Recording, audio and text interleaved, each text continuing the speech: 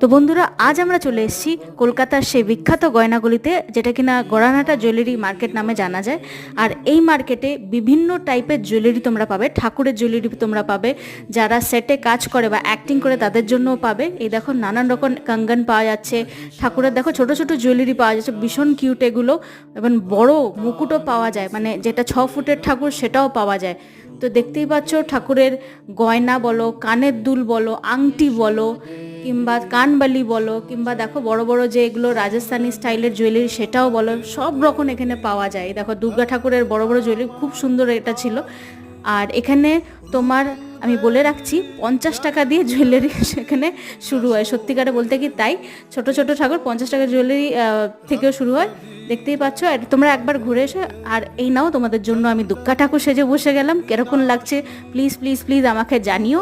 আর যদি তোমরা এই ভিডিওটাও দেখতে চাও, অবশ্যই আমাকে কমেন্ট